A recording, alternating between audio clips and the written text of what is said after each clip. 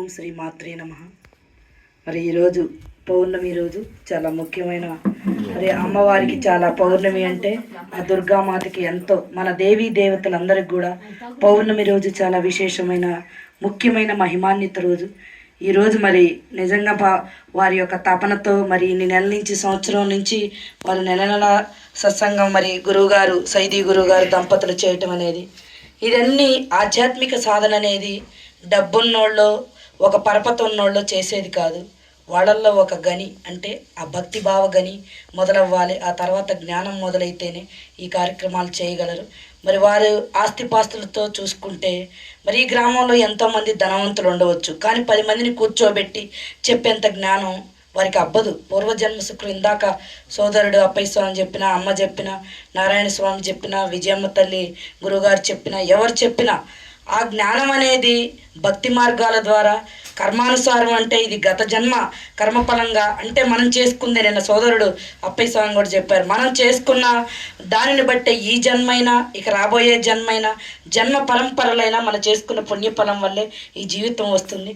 మరి వారి దంపతులు అసలు ఎంత ఆనందంగా ఇంట్లోకి రాగానే ఈరోజు నేను మొట్టమొదటిసారి ఇంటికి రావటం, నేను మొన్న మధ్య గురువుగారితో పరిచయం అయిన తర్వాత నాకు ఆయన మాట ప్రతి మాట కూడా చాలా ఆనందం వేసింది. పెద్ద పెద్ద వేదాలు, పెద్ద పెద్ద గ్రంథాలు, తెగ ప్రవచనాలు చెప్పేవాళ్ళు ఏమీ లేదు. కాసేపు చెప్పటం నేను బాగా చెప్పాను, మరి వీళ్ళందరి మీద నేను భలే తెలివైన దాన్ని బాగా చెప్పానని చెప్పి ఆ క్షణం దులిపి వెళ్ళిపోవటమే తప్ప వాళ్ళల్లో ఆ దయాగుణం, ఆ కరుణాగుణం చాలా తక్కువగా.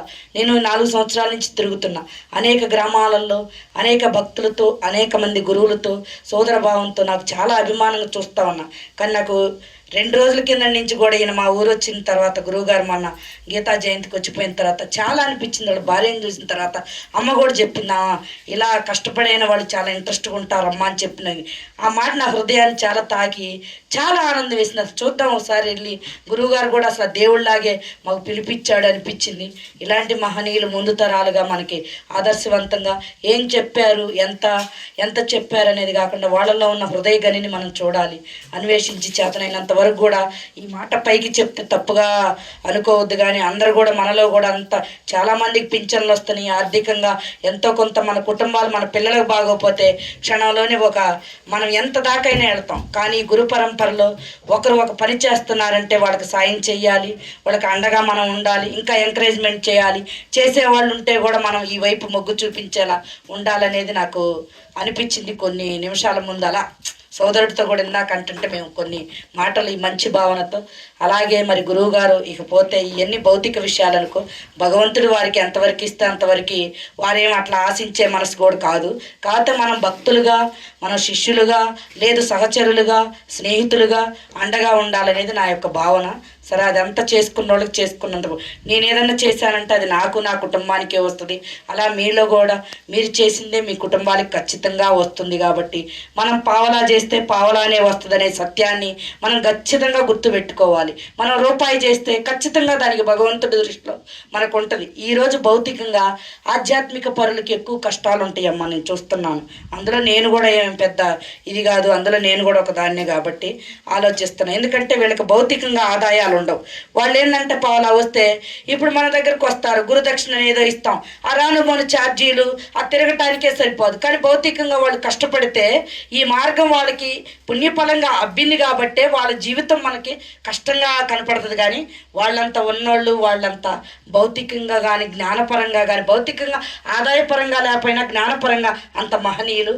వారికి మీ అందరూ అండదండలుగా ఉండాలి. కానీ నేను చెప్పేది ఏంటంటే కొన్ని విషయాలు మాత్రం అందరికీ ఏంటి వీళ్ళు చేస్తారనొద్దు. కానీ అందరం కూడా మన యొక్క ధర్మం, ఒక గ్రామంలో ఒక గురువు తయారవ్వాలంటే వారి పూర్వజన్మ సుకృతమో, సమాజ బాధ్యతో, ఆ చుట్టుపక్కల స్నేహితుల బాధ్యతో, మనం ఇన్ని అనేక సత్సంగాల ప్రభావము, మరి వారు అంత స్థాయి. మరి గురువుగారు ప్రతి మాట నాకు దైవవాక్కులాగే ఉంది. ఎంతవరకు చెప్పారనేది కాదు, నాకు అసలు హృదయానికి మా దగ్గర ఒకటి బాగా అరిసి ఆ వాయిస్తో ఇస్తుంటే నేను అప్పయ్య స్వామి నవ్వుకున్నా. అంటే పెద్ద బాగా చెప్పాడు 10 మందిలో తనకు తెలిసిన రీతిలో. ఎవరు ఇక్కడ పెద్ద గంట చెప్పినా మన స్వామివారైనా 10 నిమిషాలు సర్దుకొని అమ్మ అమ్మైనా ఎవరు ఎక్కడ తారతమ్యాలు లేకుండా గురువులు బాగుండాలి, వాళ్ళకి ఎప్పుడూ అండగా తోటి వాళ్ళందరూ ఉండాలనేదే నాకు ఎక్కువ తపన. కానీ కొన్ని చోట్ల అలా లేరు అందరూ. ఆ గురువు బాగుంటే నేను ఓర్చుకోలేను, ఈ గురువు బాగుంటే నాకు ఇది లేదు. ఆ భావన మన గురుతత్వంలోనే ఉంటే వీళ్ళేం ఆశీస్సులు ఇస్తారు మీకు, మీకేం పుణ్యఫలం వస్తుంది? ఖచ్చితంగా నేను తిరిగి చాలా రోజులు అంటాను, వ్యాపారం చేస్తే నారాయణ స్వామి 10 లక్షలు సంపాదించేవాడు ఏటా 2-3 లక్షలు. ఏంది ఈర్ష్య ద్వేషాలు? ప్రేమభావం ఉండాలి. అమ్మాయి చూస్తే మన అమ్మాయిలాగే ఉండాలి. అవతలకు పోయి అప్పయ్య స్వామి బాగా చెప్పలేదు, నారాయణ స్వామి బాగా చెప్పలేదు, సైదీ స్వామి చెప్పలేదు, అమ్మ చెప్పలేదు, నేను బాగా చెప్పాను కూర్చున్న కాసేపుట్లో అందరు సారాంశాన్ని. ఏంటి అహంకారం వీళ్ళకి? మనం కొన్ని స్వామివారి ఆవేదన ఏంటంటే అలా చెప్పలేకపోయాడు. కానీ అసలు ఈ ఎవరికైతే అంతా త్యాగమయంగా, అంతా ప్రేమమయంగా, అందరితో సమానత్వ భావనగా నువ్వేం తింటే అందరికీ అది పెట్టగలిగి, నీ పిల్లల్ని నువ్వెంత ప్రేమిస్తావో అవతల వాళ్ళ పిల్లలకు కూడా నువ్వు చేయగలిగే మనసు వచ్చినాడే వాళ్ళ పాదాలు మొక్కినా అది మీకు ఖచ్చితంగా పుణ్యఫలం వస్తుంది. ఇది ఎవరికి బాధ కలిగినా ఇది నేను ఖచ్చితంగా చెప్పగలను. మన బిడ్డని స్వామి ఎప్పుడు నాకు చెబుతాడు, నీ బిడ్డకి నువ్వు పొదుపు చేయాలి, ఇల్లు ఇవ్వాలి అనుకుంటావు, కానీ సమాజానికి నువ్వు కొంత ఆ ఇల్లు నువ్వు 10 లక్షల రూపాయలు నీ కొడుకు ఇచ్చినప్పుడు 1 లక్ష రూపాయలు నువ్వు సమాజానికి ఏం చేయగలిగితేనే నువ్వు మైకి బట్టి చెప్పగలగాలి. ఆ త్యాగం నీలో ఉండాలని ఎప్పుడు నన్ను స్వామివారి మోటివేషన్ లాగా చెప్తా ఉంటే నాకు అనిపించింది. ఇంత మహోన్నతమైన మరి ఇక చెప్పుకుంటూ పోతే ఆకలి బాధ టైం అయింది కాబట్టి చాలా ఉంది. ఇది ఒక రోజుతో తేలేది కాదు. మహాతల్లులు మీ వల్ల మా నారాయణ స్వామి వారు మరి గురువుగారి వల్ల ఈ అవకాశం ఇచ్చినందుకు వచ్చి మరి 40 నిమిషాలు అనర్గళంగా మంచి వాయిస్, ఆయనకి ఆ వాయిస్ ఆ మాటలే ప్రాణం అమ్మ. ఇది ఖచ్చితంగా మరి ఆ ప్రాణఫలం వల్ల మేము అందరి సన్నిధిలో మరి మొన్న కూడా మేము కృష్ణాష్టమి రోజు ఈ గ్రామం వచ్చాం. ఈ గ్రామానికి కూడా మాకు గురువుగారి వల్ల ఈ గ్రామంలో కొంతమంది సోదరులు అన్నదమ్ముల వల్ల కూడా చాలా బంధం ఏర్పడింది. మేమందరం మరి ఒక టీముగా అందరూ అన్ని చోట్ల కలుస్తానే ఉన్నాం. ఎట్టి తారతమ్య భేదాలు లేకుండా కూడా ఇంకా గురుతత్వం బాగా పనిచేయాలి, మన ధర్మాన్ని విస్తృతంగా చేయాలి. అవతల పాస్టర్లు ఒక చర్చి కట్టుకొని వాళ్ళ కుటుంబాలు బతుకుతున్నాయి, ఇంకా 4 చర్చీలు ఏర్పాటు చేసుకుంటున్నారు. మనం అలా ఎంత చేసినా వాళ్ళలాగా మనం అవ్వలేరు, మన ధర్మం వాళ్ళ దగ్గర లేదు కాబట్టి.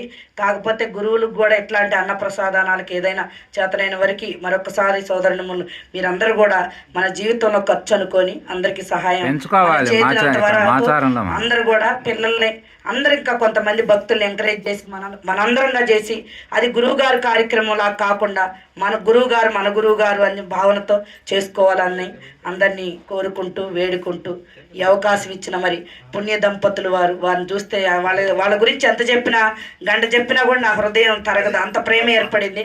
మరి ఆ దైవవాకు మరి అది భావించి వచ్చినందుకు మరి ఆహ్వానించిన గురువు గారికి మరొకసారి ధన్యవాదాలు, కృతజ్ఞతలు తెలుపుకుంటూ సెలవు తీసుకుంటున్నాను. గురువుగారు